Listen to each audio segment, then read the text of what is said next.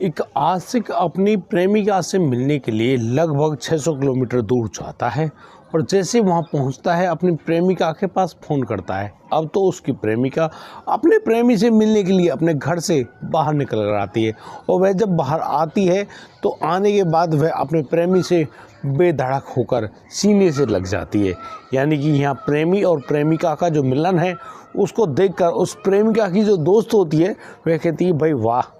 क्या ज़बरदस्त प्रेम कहानी है तुम्हारी। लेकिन अब तो उस जगह पर वह जो प्रेमिका है वह अपने प्रेमिका रुकने का, उठने बैठने का प्रबंध करती है और अपने दोस्त से कहती है कि तुम इसको अपने घर पर ही रोकना, वह रात को आएगी। अब इस बात को कहकर वह प्रेमिका तो वहाँ से चली जाती है, लेकिन जो प्रेमी वहाँ पर मौजूद है वह अब उस दोस्त के घर पर रुका हुआ है। अब जैसे ही दोनों रात होने का इंतजार कर रहे होते हैं, रात के करीब 10 बजे के लगभग वह प्रेमिका अपने प्रेमी के पास आती है और जैसे ही उसका प्रेमी बिस्तर पर लेटा हुआ है, बस बड़ी ही जल्दी से फुर्ती से वह उसके ऊपर लेट जाती है और बस अब तो उन दोनों के बीच में बहुत ही जल्दी में यानी कि शारीरिक संबंध कायम होता है। और शारीरिक संबंध बनने के बाद अब तो वह जो प्रेमिका है वह उस प्रेमी से कहने लगती है कि वह तुम्हारे लिए एक खास गिफ्ट लेकर आई है और वह जो गिफ्ट होता है वह ऐसा होता है जिसे देखकर हर कोई अपनी जो उंगलियां हैं उनको दांतों तले दबा लेता है और सोचने में मजबूर हो जाता है कि आखिर ऐसी एक प्रेमिका है जो अपने प्रेमी से मिलने के बाद ऐसा गिफ्ट देती है। सभी लोग यह देखकर बड़े ही परेशान और हैरान है कि वाकई में उस प्रेमिका ने जो अपने प्रेमी को गिफ्ट दिया, ऐसा गिफ्ट तो शायद कोई ही देता है। लेकिन यहाँ पर तो बवाल सा ही मच गया था। आखिर वह गिफ्ट क्या था और किस गिफ्ट की हम लोग यहाँ पर बात कर रहे हैं दोस्तों, आप लोग ये पूरी कहानी को जानकर वाकई में हैरान रह जाओगे। नमस्कार, आदाब, सत श्री अकाल दोस्तों, स्वागत है आपका हमारे यूट्यूब चैनल किस्से क्राइम के। और दोस्तों आपसे वही प्यार भरी गुजारिश, आगे बढ़ने से पहले हमारे चैनल को सब्सक्राइब करना, नोटिफिकेशन की बेल को दबाना बिल्कुल ना भूलें। दोस्तों आज का बेहद ही हैरान कर देने वाला मामला सामने आया है गुरुग्राम हरियाणा से। दरअसल गुरुग्राम में रहने वाला वह शिवनाथ, जिसकी उम्र करीब 33 साल है, वह बिहार का रहने वाला है पीछे से और वह यहाँ पर नौकरी किया करता है और उसी नौकरी के चलते अब तो उसका जीवन यापन अच्छे से चल रहा है। लेकिन जहाँ वह क्वार्टर, जिस क्वार्टर में वह रहता है, उसी क्वार्टर के आसपास के और भी जो कमरे बने हुए हैं उनमें भी बहुत सारे किराएदार रहते हैं। इन्हीं लोगों में रहते हैं पुष्पा और पुष्पा का पति पुष्पा, जो कि 3 बच्चों की माँ भी है और वह अपने बच्चों और पति के साथ बड़े ही प्यार से रहती है। यहाँ पुष्पा का जो पति विनोद है वह रात को सिक्योरिटी गार्ड का काम किया करता है और जिस प्रकार से वह रात को ड्यूटी देता है, अब तो वह पुष्पा पूरी रात अकेले ही उन बच्चों के साथ रहती है। अब यहाँ पर कहीं ना कहीं उस शिवनाथ की जैसे कोई सामान की लेन देन होती है, उस सामान की लेन देन के चलते उसके घर में आना जाना शुरू हो जाता है। अब ये आना जाना ही शुरू नहीं, अब तो यहाँ पर वह जो शिवनाथ है वह उस पुष्पा के साथ अच्छे ढंग से बातचीत भी करने लगता है और तो और उन दोनों की दोस्ती भी हो जाती है। इसी दोस्ती के चलते अक्सर शिवनाथ उस जो पुष्पा के साथ कुछ ऐसा समय बिताने लगता है जो शायद उसको नहीं बिताना चाहिए था। यानी कि उन दोनों के बीच में जो अंतरंग संबंध बने हैं, अब तो वह जो पुष्पा है वह भी अपनी प्यास बुझाने लगती है उस शिवनाथ के साथ और शिवनाथ को भी अच्छा लगने लगता है कि वाकई में उसको तो उसकी प्रेमिका मिल गई है। दोनों का प्यार परवान चढ़ने लगता है। लेकिन एक दिन उस विनोद की रात को तबीयत बहुत ज़्यादा ख़राब होती है और वह जब अपने घर में पहुंचता है तो वह अपने घर में उस शिवनाथ को और अपनी पत्नी पुष्पा को निर्वस्त्र अवस्था में पाता है। यानी कि वह उस विंडो से झांक कर देखता है तो उसके पैरों तले ज़मीन खिसक जाती है और वह सोचने पर मजबूर हो जाता है कि वाकई में उसकी पत्नी उसको धोखा दे रही है। अब तो इस पूरे कांड को होने के बाद वह जो विनोद है अपनी पत्नी पुष्पा को लेकर अपने गांव के लिए रवाना हो जाता है और यहाँ जब वह अपने गांव फतनपुर पहुंचता है, जो कि उत्तर प्रदेश में प्रतापगढ़ का एक गांव है, वहाँ फतनपुर में पहुंचने के बाद वह अपनी पत्नी के साथ वहीं पर रुक जाता है क्योंकि उसको लग रहा था कि शायद उसकी पत्नी की ही गलती है। अब वह वहाँ पर नहीं रहेगा तो इस प्रकार का कोई भी काम नहीं होगा। वह बड़ी ही समझदारी से वहाँ पर पहुँचा है। लेकिन जहाँ एक और वह शिवनाथ अपनी प्रेमिका के पास लगातार फोन किया करता है, उससे लगातार मिलने की कोशिश भी करता है, लेकिन वह तो अपने गांव फतनपुर में है। एक दिन की बात, अब तो शिवनाथ के पास फ़ोन आता है उसकी प्रेमिका यानी कि पुष्पा का, और पुष्पा उसको अपने पास बुलाती है। अब जैसे ही शिवनाथ को मालूम चलता है कि वह जो जहाँ पर रहती है वह करीब उसके उस गुरुग्राम से करीब 600 किलोमीटर के दूर है, वहाँ पर वह चला जाता है और बस अपनी प्रेमिका से फ़ोन पर बात करके बताता है कि वह तुम्हारे गांव में आ गया है। अब तो वह प्रेमिका अपने प्रेमी से मिलती है, उसको सीने से लगाती है और बड़े ही प्यार से उसको अपने घर लेकर आती है। लेकिन जब से वह शिवनाथ वहाँ फतनपुर गांव गया है तब से उसके बारे में कोई भी जानकारी किसी को भी नहीं है। अब तो जो बिहार जिस जगह का रहने वाला वह लड़का शिवनाथ था, वहाँ उस शिवनाथ के जो पिता हैं वो गुरुग्राम पहुँचते हैं और गुरुग्राम की पुलिस के पास तहरीर देते हैं और उनको बताते हैं कि कैसे उसका बेटा लापता है और ना ही उसका कोई फ़ोन उठ रहा है। आखिर वह कहाँ पर गया है उसके बारे में किसी को कोई भी जानकारी नहीं है। अब तो पुलिस भी इस पूरे मामले में संज्ञान लेती है और पुलिस जब आगे बढ़ती है तो पुलिस के सामने एक वाकई में चौंका देने वाली बात सामने आती है। दरअसल पुलिस को मालूम नहीं, ना ही वह फ़ोन नंबर ट्राई कर पा रही है, ना ही उसको ट्रेस कर पा रही है कि उसकी आखिरी लोकेशन कहाँ पर है। अब तो पुलिस और भी ज़्यादा हैरान होते हुए उस लड़के शिवनाथ के जो नंबर हैं उनकी CDR रिपोर्ट निकालने में जुटी हुई है। और जैसे पुलिस के सामने वह CDR रिपोर्ट सामने आती है, अब तो पुलिस बहुत ही ज़्यादा हैरान और दुखी हो जाती है और उस लड़के शिवनाथ के पिता से पूछते हैं कि क्या तुम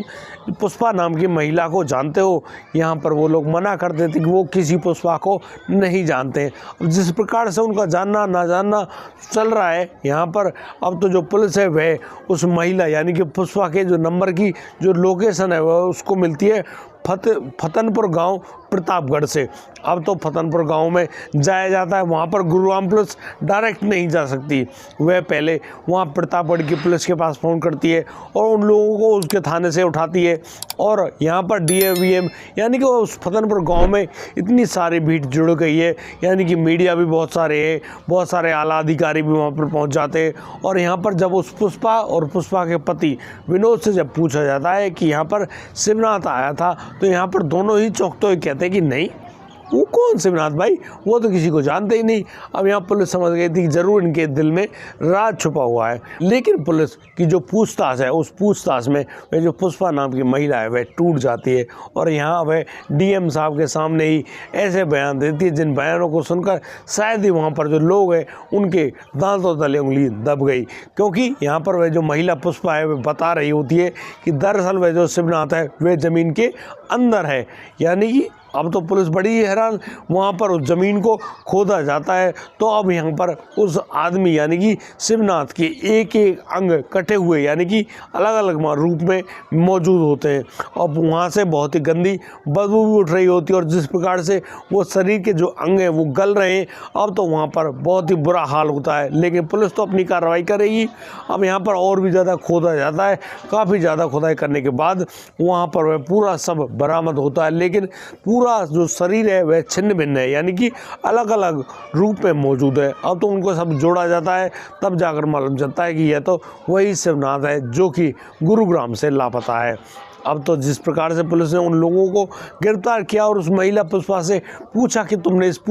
हत्याकांड को कैसे अंजाम दिया, तो यहाँ पर वह पुष्पा बड़े ही हिसाब से बता रही होती है, पूरा खुलासा कर रही होती है और वह बता रही होती है कि कैसे उसने अपने आशिक को गुरुग्राम से अपने गांव उस फतनपुर में बुलाया और फिर यहाँ पर उसके साथ वही जो रंग लिया है वो मनाई। लेकिन यहाँ उसके जो पति विनोद हैं उन्होंने उससे साफ कह दिया था कि तुमको इस आदमी को बीच रास्ते से हटाना ही होगा। अब तो वह उस रात जब वह अपने प्रेमी से मिलने के लिए उसके दोस्त के घर पर गई तो वहाँ पर उन दोनों के बीच में पहले तो संबंध बनते हैं, यानी कि जब वह एक शिवनाथ उस महिला पुष्पा के साथ शारीरिक संबंध कायम करता है, उसके बाद अब तो वो दोनों यानी कि बड़े ही प्यार से उस बिस्तर पर लेट हुए। लेकिन पुष्पा यहाँ अपने उस प्रेमी से कहती है कि वह तुम्हारे लिए कुछ खास गिफ्ट लेकर आई है। यहाँ पर अब तो वह पुष्पा जो कि अपने साथ लेकर गई थी उस गंडासे यानी कि बाघ को, उसको लेकर, जो कि तेज धार वाला हथियार होता है, उससे उसके जो शिवनाथ है उसकी गर्दन पर हमला कर देती है। अचानक हुए हमले में वह शिवनाथ अपने आप को नहीं बचा पाता और उसकी जो गर्दन है उसके धड़ से अलग हो जाती है। लेकिन अब तो वह जो महिला यानी कि पुष्पा है वह उस अपने प्रेमी के एक एक अंग को उसके शरीर से अलग करती है और उन सभी अंगों को अलग तरीके से एक कपड़े में बांधकर अपने पति के साथ मिलकर अपने ही घर के बीच में यानी कि एक गड्ढा खोदती है और उस गड्ढे को खोदने के बाद उस युवक यानी कि शिवनाथ के शव को वहाँ पर दफन कर दिया जाता है, यानी कि ठिकाने लगा दिया जाता है। और अब तो वो लोग बड़े ही तसल्ली से, बड़े ही प्यार से बस अपने घर में सो जाते हैं और वो सोच रहे होते हैं कि हाँ, उन्होंने जिस प्रकार से उस व्यक्ति का यहाँ पर कत्ल किया है उनके बारे में किसी को कोई जानकारी नहीं होगी। लेकिन चाहे कोई भी अपराधी या छात्र व्यक्ति कितनी ही बुद्धिमानी से किसी भी कांड को अंजाम दे रहा होता है, वह सोच रहा होता है कि शायद उसके बारे में किसी को मालूम नहीं चलेगा। लेकिन आज के इस वक्त में कोई भी बात छुपी नहीं रह सकती। इसी प्रकार से जब हरियाणा पुलिस और उस प्रतापगढ़ की उत्तर प्रदेश पुलिस वहाँ पर पहुँचती है और जब उनकी सख्त पूछताछ होती है, क्योंकि उनके पास तो CDR रिपोर्ट जैसा एक मुख्य सबूत मौजूद था जिसके दौरान मालूम चल गया था उन लोगों को कि आखिर इस शिवनाथ की आखिरी बात किससे हुई थी। अब तो पुलिस वहाँ पहुँची और अपना पूरा जो केस है उसको खोल दिया, बता दिया कि कैसे कैसे इस लड़के यानी कि शिवनाथ की हत्या हुई है। दोस्तों, इस पूरे घटनाक्रम को सुनाने का उद्देश्य किसी को परेशान करना नहीं, किसी का दिल दुखाना नहीं, लेकिन दोस्तों इस पूरे घटनाक्रम के माध्यम से हम लोगों को आप लोगों को बताना चाहते हैं कि यदि आप लोग किसी गलत प्रक्रिया में या गलत प्रेम संबंध में फंस गए हैं तो फिर हो ना हो एक न एक दिन आपके साथ ज़रूर इस प्रकार का कोई ना कोई काम तो हो ही जाएगा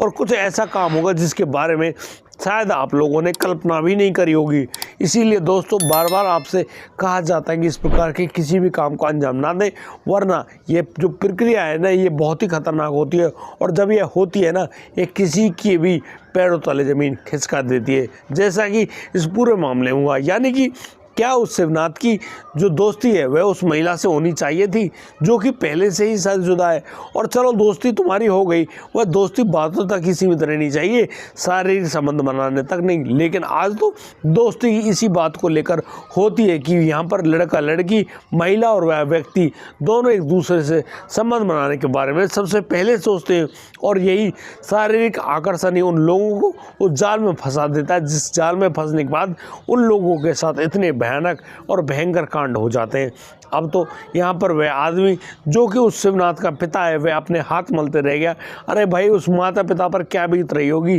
जिनके पुत्र या पुत्रियों को इस प्रकार से मौत को गले लगाना पड़ता है या फिर उनकी जबरन हत्या हो जाती है। लेकिन होता तो बुरा ही है ना, कुछ अच्छा तो नहीं हुआ। लेकिन आज के समय में जहाँ जिस प्रकार से ये शारीरिक आकर्षणों का ये हवस और वासना का खेल एक दूसरे के मस्तिष्क में फैल रहा है या फिर उनको फैलाने पर मजबूर कर दिया जाता है, फिर तो इसी प्रकार के कांड इसी समाज से, इसी लोगों के जो व्यवहार है उसमें निकल आते हैं और फिर सभी लोग अपने दांतों तले उंगली दबा देते हैं। दोस्तों, हमने प्रयास किया कि आपको इस पूरी घटना को बताने का, लेकिन दोस्तों हमसे बहुत सारी त्रुटियां भी हो गई होंगी। इसीलिए दोस्तों आप लोग हमारी त्रुटियों को बिल्कुल बताएं, कमेंट करके लिख कर दें। और दोस्तों आप अपना नाम और अपने पते